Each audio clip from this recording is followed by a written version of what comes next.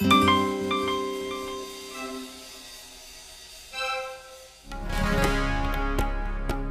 TV is a co-production of Minnesota's Emergency, Community, and Health Outreach Collaborative of Health, Safety, Emergency Preparedness, Ethnic and Nonprofit Agencies, and TPT's Minnesota channel.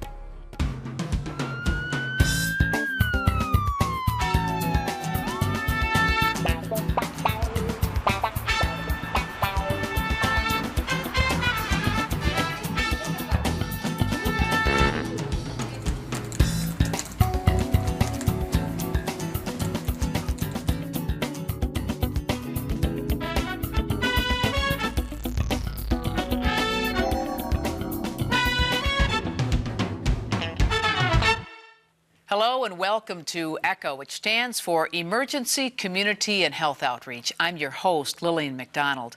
ECHO Minnesota brings information on health, safety, emergency, and civic engagement to all different cultures. The topic for this program is fire prevention in the kitchen. We've got some guest experts to talk to, but first, learn more about our subject by watching this.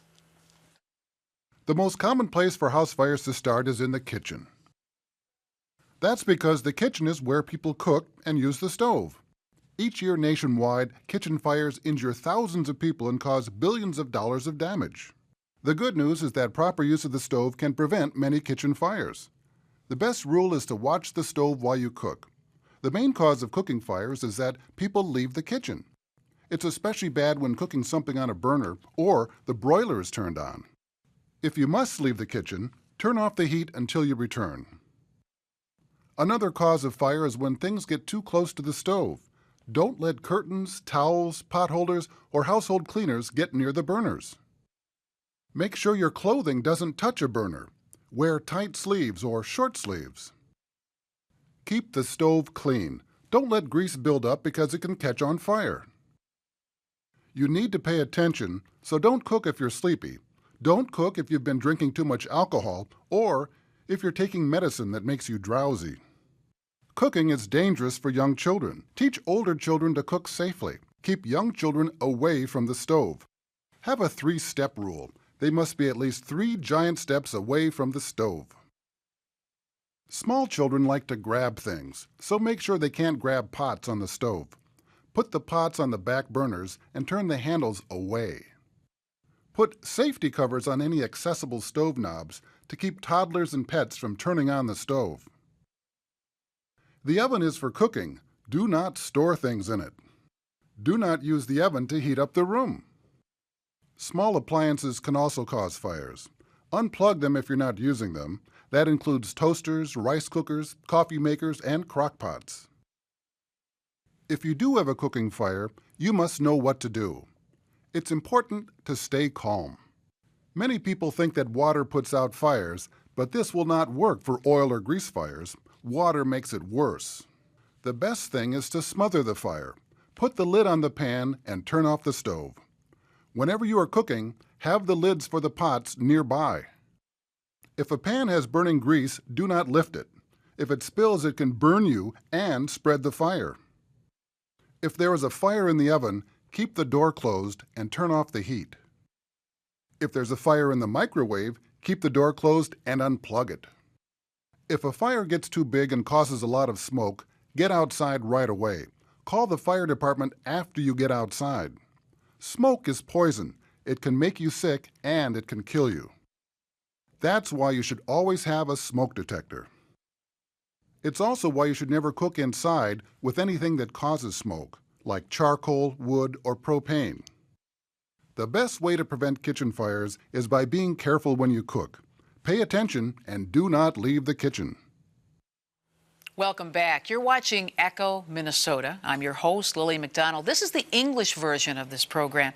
We provide health, safety, emergency, and civic engagement information in multiple languages through multimedia, including television, radio, phone, web, print, and more. And this topic this time is on prevention of kitchen fires, and it's timely because last year in Minnesota alone, more than 2,500 house fires started in the kitchen. And these fires injured at least 35 people and caused about $2 million in damage. So it's a very important topic. Some of the information may seem basic, but it's usually the basic things that trip us up when it comes to fire safety. And joining us, a couple of experts to give us their experience and their knowledge on this important topic. We have Becky White, who is the Deputy State Fire Marshal from the Department of Public Safety, State Fire Marshal Division, and also Mike Shannon, Culinary Director of the Crooks of Crocus Hill. Thank you very much for joining us on ECHO. Thank you, Lily. We really appreciate your time and your expertise. Thank you. And this is an important subject. I know that not only are we having problems with kitchen fires in the state of Minnesota, but really everywhere. So this information will apply elsewhere as well. But now the basics. I mean, why do so many fires start in the kitchen? An obvious source? Well, most people spend the majority of their time in the kitchen. In fact, nearly half of all structure fires pretty much every year happen in the kitchen. So it's just everybody's there, and that's where you congregate. So it's it's a gathering place. You know, we're preparing food. We're around the stove. Yeah. But when a kitchen fire like that happens with so many people in the room, that's what I'm not understanding. Well, it's all about attention. You know, at Cooks we say that life happens in the kitchen, and it really does. And there's texting and computers, and you're doing other things, and your attention is distracted, and that's when the worst thing possible can happen. Mm-hmm. And it can happen under your nose and also away from the room, correct? Absolutely. All right. So why don't people pay attention? I mean, a fire is serious business. We're talking about injury to property and people. And the risk is awfully high. Why does it happen? Well, a lot of times people think, I'm just going to be away for a second. I just have to go grab, you know, somebody's at the door. I have to go answer the door. I have to go grab the phone. It's only going to take me a second, and it really only takes 2 seconds to get distracted and, you know, lose focus on the fact that you have grease going on the stove or something else, you know, burning, and they just don't pay attention. And people's lives are busy. I mean, there are lots of things going on. You're managing the kids, and you have conversation going on. The phone rings. You're texting your neighbor. You're checking the computer. All those things going on when really you need to be focused on just the business at hand. If you have to step away, cut the fire off. Cut the heat source off. Cut the heat source off. Fair enough. I mean, admittedly, cut a tab of butter and put it in the pan, and I'll just run to the corner while that's melting to get the mail.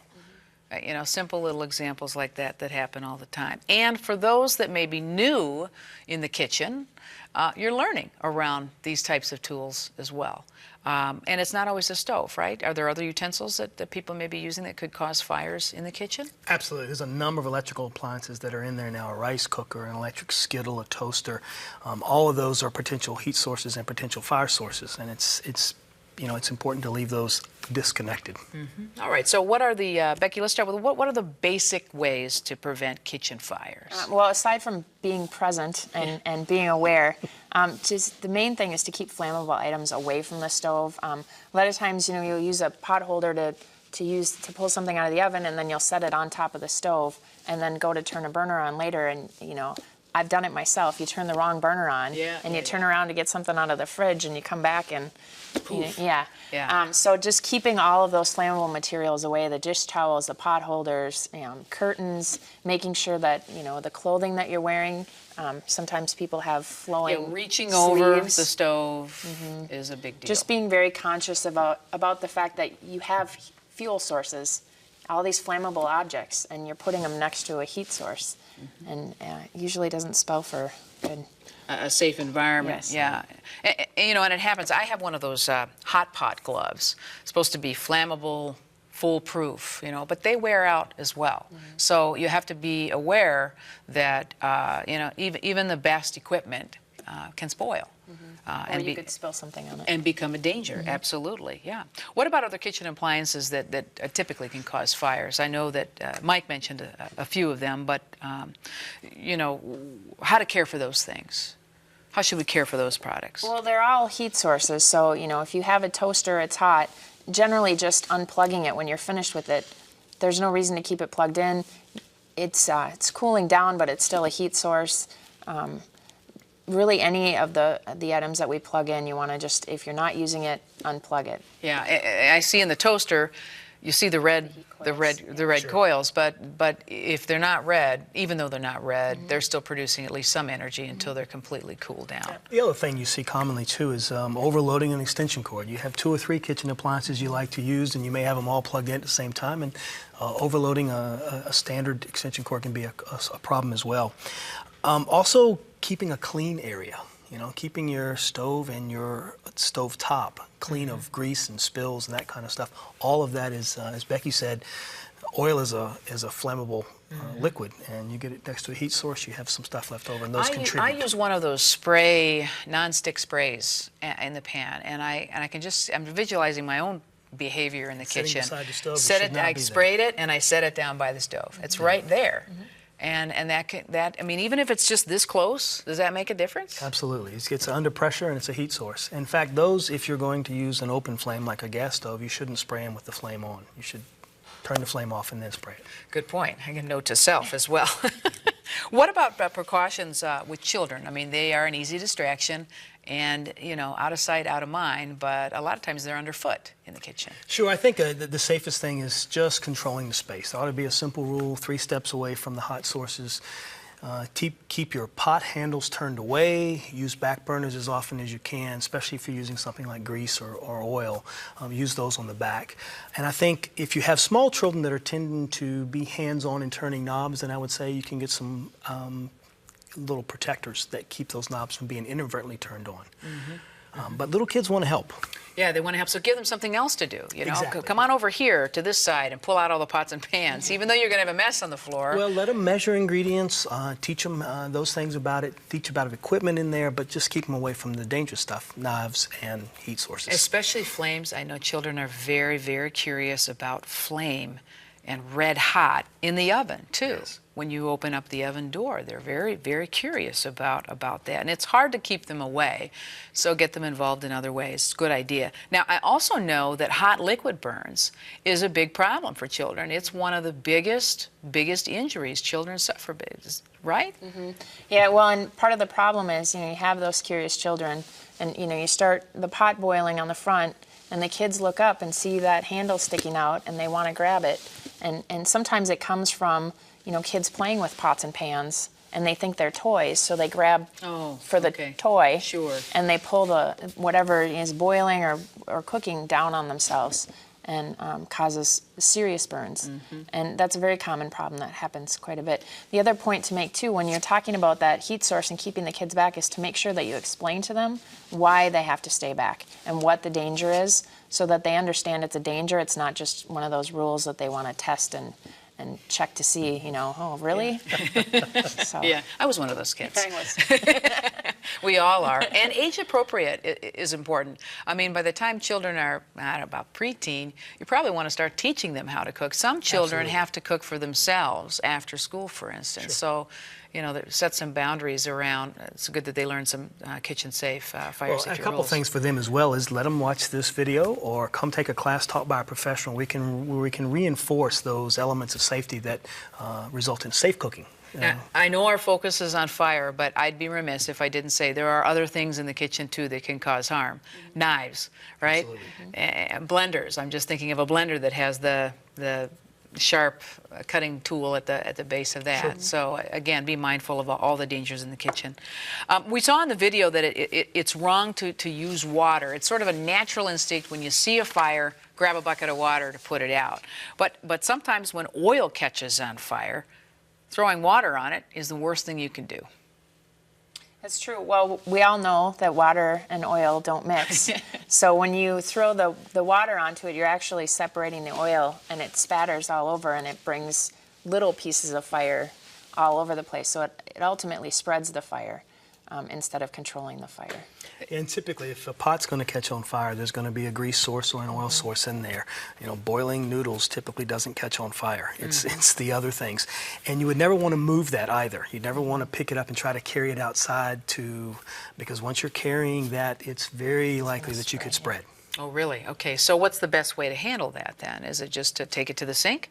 Or no, don't take it to the sink. Don't move it. Don't put water on it. Just leave it. So, okay. Put a cover on it. Turn off the heat source. Make sure that you turn off the burner, because it's just going to continue to burn if you don't remove the heat source, but put a cover on it to smother it, and then you need to let it sit until it's cool, and that's not, you know, a minute or two, it's 20 minutes, because Minimum, you could, yeah. yep, you could pull that lid off after 5 minutes and it'll start right back up like that. Okay, so it's important to note that, especially when you're cooking around oils. I'm mindful that some recipes have alcohol in them or other oils in them, different types of oils. I'm just visualizing pouring those products as well. Same rules apply, And right? there's very specific instructions. When you're going to cook with alcohol, it tells you exactly how you should do that in terms of adding it, boiling it, and using those professional things to make that sure that Because works. that's a natural fire starter as well. The other thing there is, you know, you think about your own kitchen. Becky said put a lid on and secure the source. Make sure you have those lids readily available, Yeah, you not know tucked what? away in a drawer They somewhere. are. They're tucked away in my drawer. Exactly. They I'm need to thinking of be it out. right now. Yeah, Right. be Pull out there them all so you out. can, well, at least enough to cover whatever dish that you may be cooking with. All right, so let's talk about that. It's happened.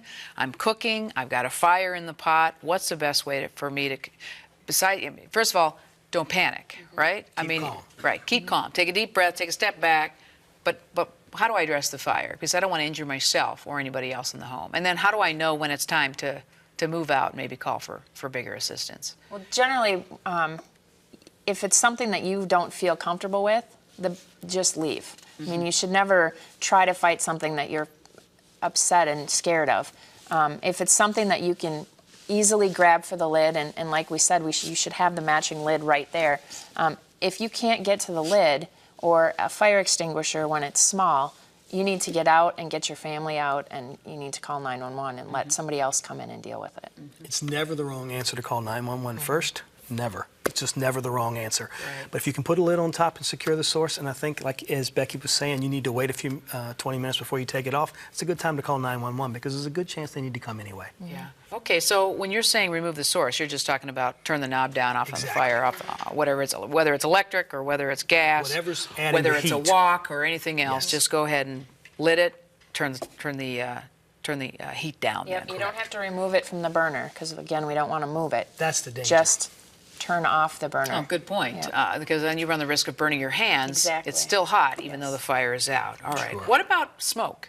Should I be as afraid about smoke as I am about fire? I mean, let's face it, I'm not the best cook in town, and I have lit my fair share of fires in microwaves even. Yes. Should I be afraid of that? You should actually be more concerned with the smoke because the smoke is what carries the toxic chemicals in it and is more harmful to you, your lungs and everything else. You're breathing in all that toxic smoke. So even if you just burn something in the kitchen and there's not a fire, you should open the window because the smoke is what's toxic and bad for you. Single most important equipment in the kitchen would be your ventilation fan, whatever ventilation fan is, and you need to keep the filters that are in that clean because there are times when the grease builds up in those and they can be a source of a How problem as often well. do I change the filters to keep it? You don't need to change them. They typically can be just put in the dishwasher and run through, and Oh, it gets okay. degreased Okay, and be good to clean know. because they're metal. Okay. So it works out fine. But the point being with that is the smoke, the ventilation, the window, whatever. Get that poisonous gas out of there. Should I cook with the window open as a rule of thumb, year-round? Well, you run into the problem though if you end up with a grease fire. That oxygen is going to fuel the fire, so Okay. you don't want to have it set up to be the perfect blend before you start. Right. Generally, the window would just be for ventilation afterwards. Okay, all right. And of course, key equipment, smoke detector, carbon monoxide detector. Absolutely. All right. Absolutely. Where do we locate those pieces?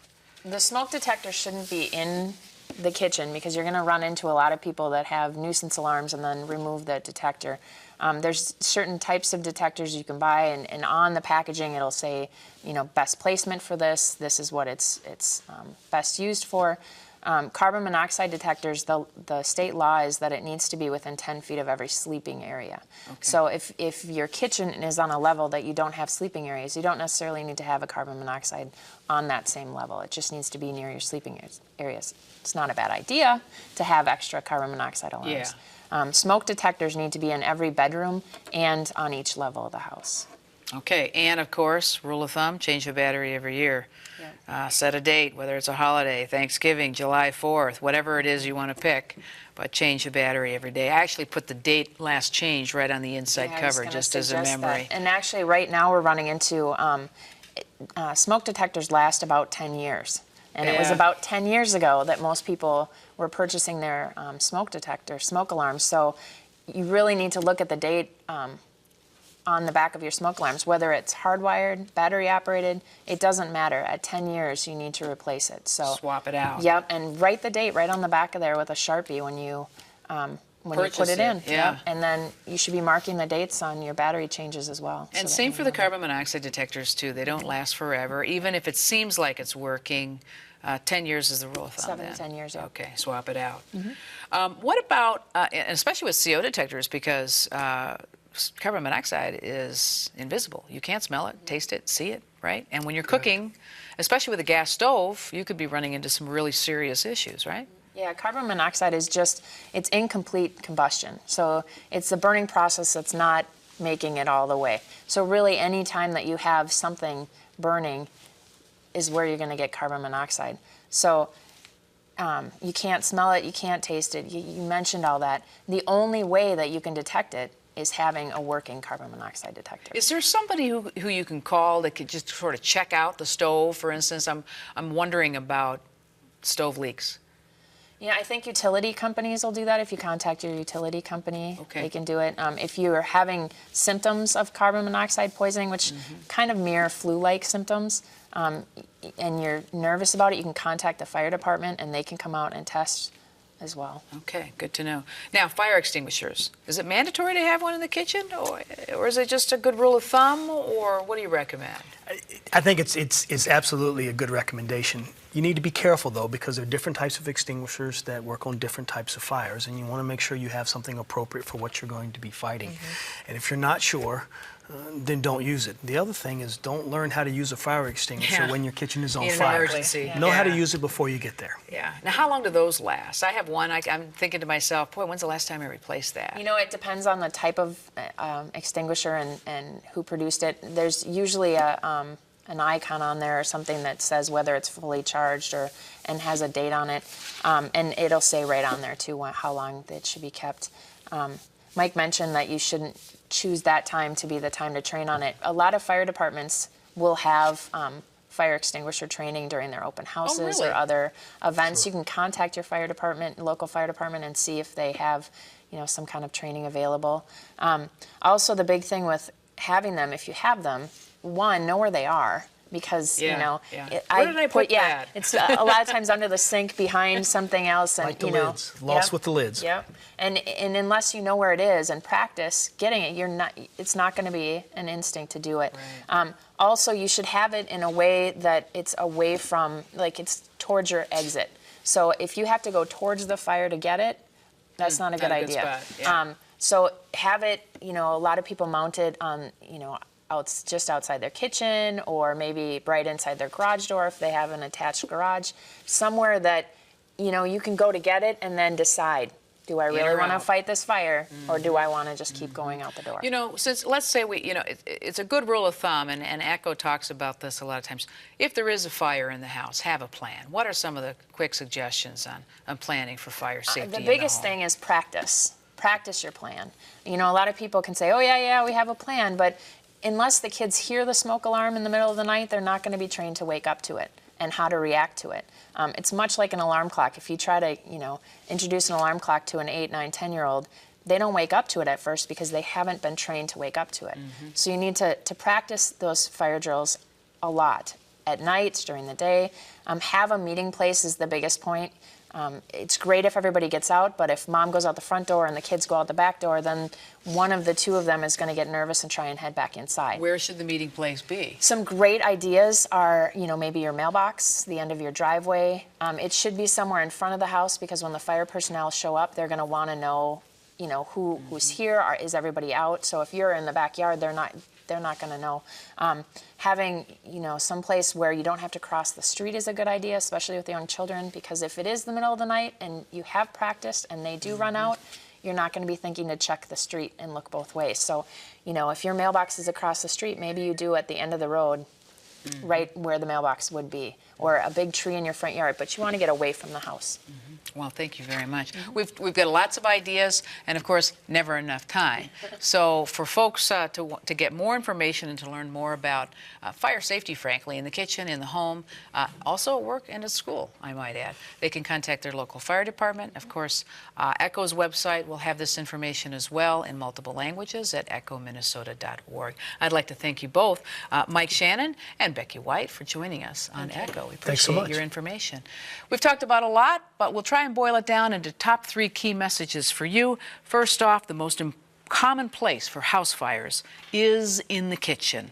Number 2, that means preventing kitchen fires, and you can do that with the proper use of stove and appliances in the home. And then lastly, learn what to do and where to go and who to call if you have a kitchen fire. Once again, special thanks to our guest, Mike Shannon, the culinary director from Cooks of Crocus Hill, and also Becky White, Deputy State Fire Marshal from the Department of Public Safety, State Fire Marshal Division. Thanks again for joining us on ECHO. If you'd like more information about this subject or all of our topics, please visit our website, echominnesota.org. I'm your host, Lillian McDonald. Until next time, thanks for watching.